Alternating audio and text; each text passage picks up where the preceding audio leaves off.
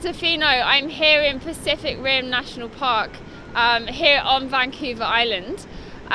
It's not your average May spring day. It's pretty wet, pretty cold, pretty windy, but perfect for surfers. Behind me you can see people learning how to surf and practicing their surfing. It's not a sport that I'm so interested in because I get really seasick. Where do you live in the world? Do you surf? Do you have beaches like this? It's probably a little bit warmer where you are.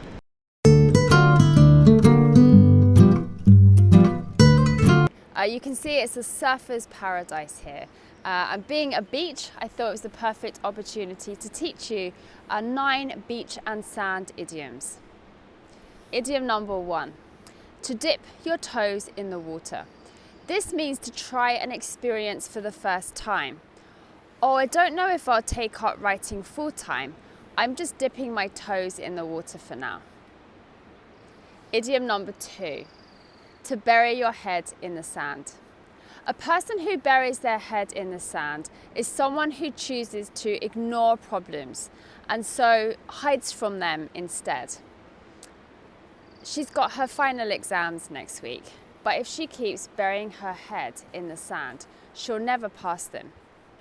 If someone buries their head in the sand, you may hear a friend or a family member say to them, "Stop burying your head in the sand," or "Get your head out of the sand." Sand and beach idiom number 3, a drop in the ocean. This idiom means that something is insignificant. For example, if I'm saving for a house, I would say I've saved $150 this week, but it's a drop in the ocean. This means that I still need to save a lot more money in order to buy a house. I've only saved a little bit. Idiom number 4, to be all at sea. To be all at sea means that you feel a little bit lost and unsure of things. Since getting that bad news last week, I've been all at sea. Idiom number 5, to tide you over. Something that will tide you over is a thing that will help you out for a short period of time, until relief or help arrives. We usually use it in relation to money actually. So for example, here, take this $100. It will tide you over until payday. The idea is, of course, that you will pay the money back once you get paid on payday. Idiom number 6, there are plenty more fish in the sea. This is perhaps something you don't want to hear if your boyfriend or girlfriend has just broken up with you. They've ended the relationship, but that's usually when it's used. Your friend might say to you, "Oh, don't worry, Katie, there are plenty more fish in the sea."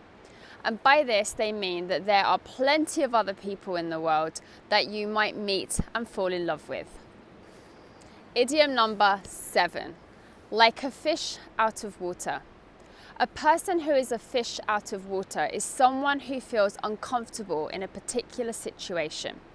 For example, if you go to a party and it's not your kind of party, perhaps the music isn't the music you like, or the people aren't your kind of people, then you would say something like, "I felt like a fish out of water at that party last night." The fish should not be out the water, and you felt the exact same situation at the party. Idiom number 8, to have a whale of a time. To be honest, I've had a whale of a time here in Tofino because it means that I've had a really good time. How was your weekend in Tofino, Carly? It was brilliant. I had a whale of a time. Idiom number 9, the world is your oyster.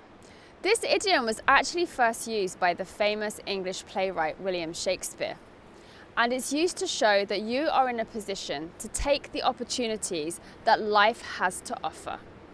Oh, I don't know what to do now that I've finished university. You can do anything you want. The world is your oyster. Thank you for watching this short video on beach and sand idioms today. And remember that with all the English skills that you are learning, the world is your oyster too.